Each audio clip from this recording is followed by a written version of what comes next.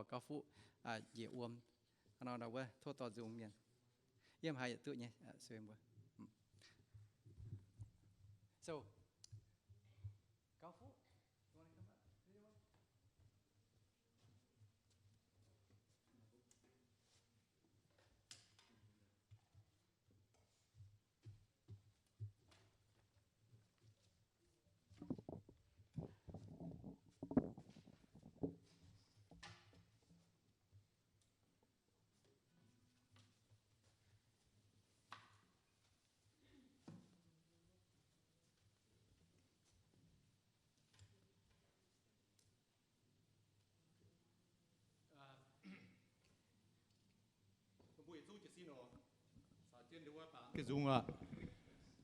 Let's all stand up together and sing this song. Cho đảng bữa bản tự dung này giờ thúc con thể chỉ mấy cao à. I want to congratulate Leroy for making the commitment publicly and congratulate the family. Today I know it's marked a special time of his life. There is a scripture, even though he's a young age. I remember, you guys remember, Jesus was very young, but he was wise. Hebrew 12, Jesus was actually 12 years old. But this time, Hebrew 12, Hebrew chapter 12, verse 1. I just want to read the scripture before we sing this song. The scripture says, "Therefore, since we are surrounded by such a great cloud of witnesses, let us throw off everything that hinders and the sin that so easily entangle us. And let us run with perseverance the race marked out for us, fixing our eyes on Jesus, the pioneer, the perfecter of faith." So we're going to sing this song as you publicly tell the witnesses here, the people and God, that you're going to follow Jesus. We're going to sing this song together.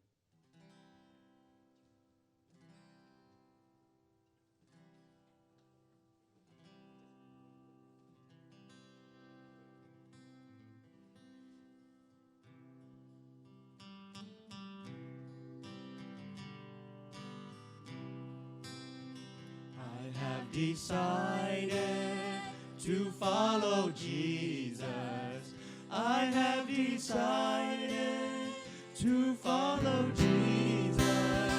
I have decided to follow Jesus. No turning back, no turning back. The world behind me, the crowd before me. The world behind me, the cross before me. The world behind me, the cross before me. No turning back,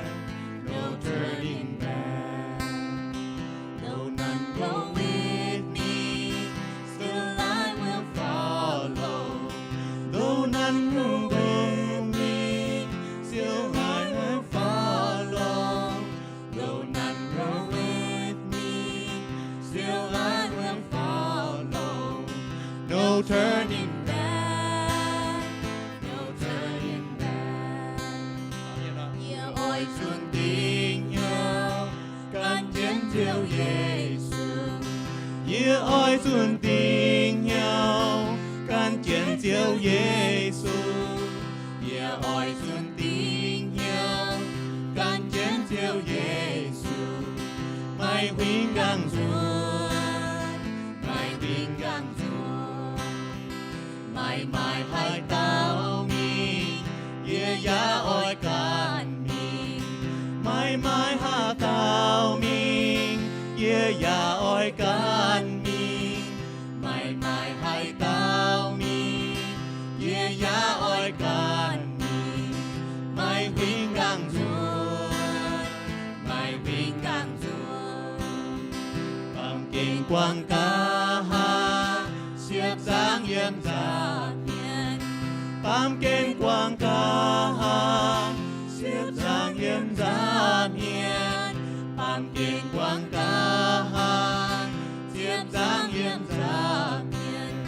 Mãi vinh gang Chúa,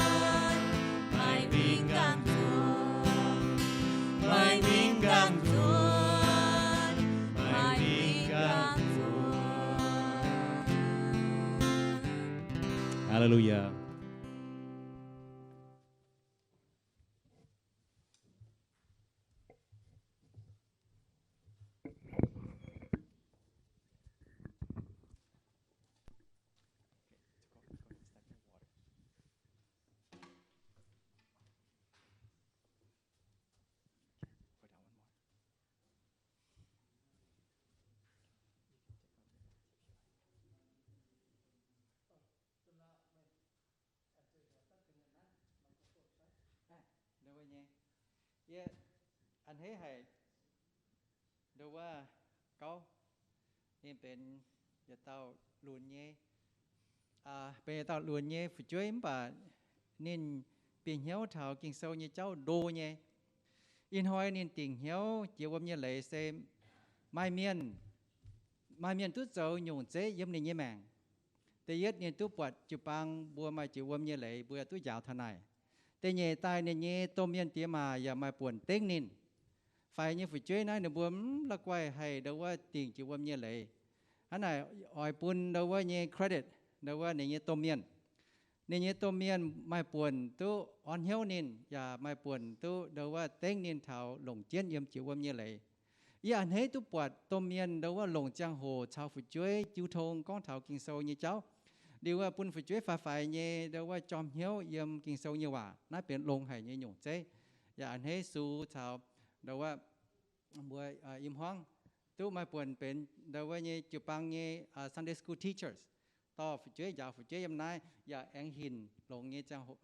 ยุ่งเจ๊ปุ่นไม่บัวเนี่ยตอนปวดน่าลงให้ปังนายเดี๋ยวว่าอันให้มือบัวเดี๋ยวนั้นมาอีจีเจ้าว่าไอ้นายเดี๋ยวว่าLeroy you probably want me to speak English to you right hắn nói ở này ít gì châu hòa nín điều conเป็นจันหวานทั้งทำแต่บัวหงเหเนี่ยเปลี่ยนเหี้ยว so Leroy I'm so proud of you I know that you have great parents who love God and have talked to you many things about God and about the Bible and today you are standing before God before the great congregation before the angels that you want to publicly let God know, God, I love you, and I want to join you in the water baptism. So I'm going to ask you two questions. One, have you accepted Christ to be your Lord and Savior? Yes. Can you tell us why you want to be baptized today?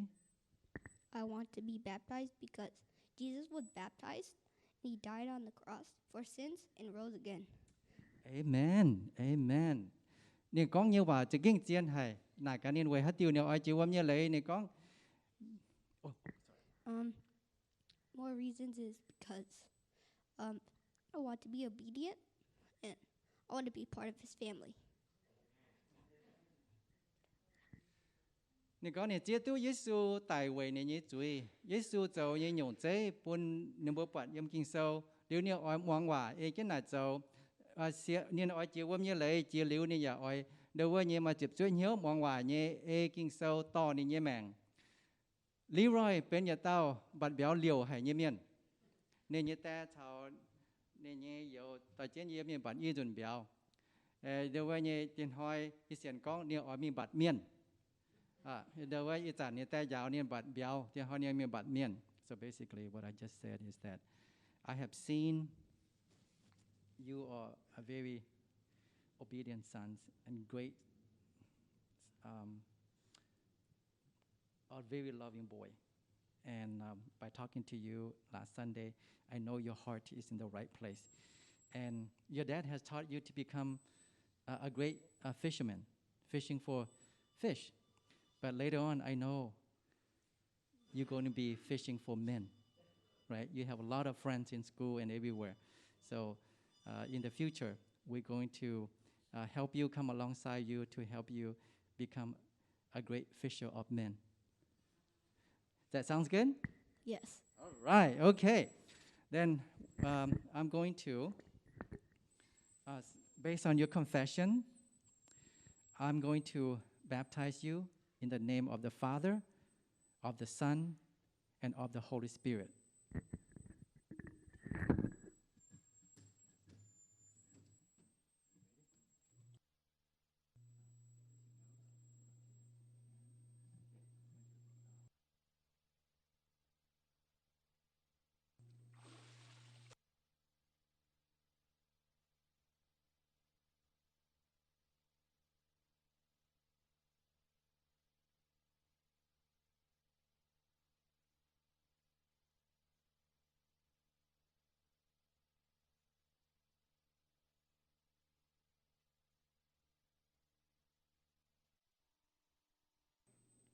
thiên tông tía y bùa lẹn chính mê in hoi chiếu Giêsu tiếp Leroy tiếp cao phu nhẹ hiếu nên giờ tao luôn nhẹ và phải chơi bà nên nhẹ hiếu hám hải thiên hùng nên con nhưว่าอยากจะเก่งเจียนnên con cho tay bùa y bùa chú tuy hiếu con nên tình hiếu chịu âm như lệ sẽ về chủ nên bùa chiếu Giêsu cho như nhung chế yếm chụp giảng trả chiếu Giêsu tại mình và anh pan năng tai nên oi chuột chiến là nom nhung chế dấu giảng tiết thiên hùngบุญเก้าฟู้ยี่หยุ่นเจ๊ตรงเท้ายี่บัวจิวปังเมียนตรงเท้าเมียนลุนเมียนตรงเท้านี่เนี่ยต่อยเจียเต้าตรงไม่แก้จิวว่าเมียนเลยตรงเท้าเดาว่าเมียนโกเมียนตรงไม่แก้จิวว่าเมียนเลยว่าเตะปุณบัวให้ไม่ป่วนติ่งเหี้ยวตายจิวว่าเมียนเลยฟุ้งแมงปุ้นทินหุงปุ้นทินหุงต่อปุ้นทินหุงเก่ายี่บัวโทจางเตียโอเทียงเจนเก้าฟู้ปุ้นินโหจนตายจวงเจนจิวิสูยี่หยุ่นเจ๊มิงปุ้นินปุงติ่งเหี้ยวกันจิวิสูปุณิยเสียนฟินวนยันจิวยิสูอย่าจิวยิสูให้ลงนินเป็นอย่าเต้าบัดเมียนเยเมียนปุณิให้ทานทินหงเย็นหามให้ทานทินหงเยย่างหลังเท้าในเงี้ยต่อยเจียเต้าปุณิบัวให้ตู้ปวดลีรอยติ่งเหี้ยวเงี้ยเจ้าเป็นอย่าน้อมคูดจังโหปุณิบัวอย่าให้จ่องเจียนจวดจิบยุ่งย่างหลังยมเดือบบัวเงี้ยแมงโอเจ้าว่ายี่บัวแรงจริงให้เมอินหอยยมทินตองฟินเมียนอย่าปาจุงเบียวเบียวเงี้ยโหเชงเจียวไว้จุมาอย่าเต้าลุนให้เงี้ยลิงเวินเงี้ยแมงตู้ตองเจียนเมียนช้ำตองเจียนทินหงตองเจียนฟินเมียนแรงกันจิวิสูหยัดเหลียวหยัดเซฮันไหนยี่บัวเชงเมยี่บัวไทยเมยี่บัวต่อเจียเมเต็งจิวิสูเงี้ยบัวอาเมนอาเมนแรงจริงทินหง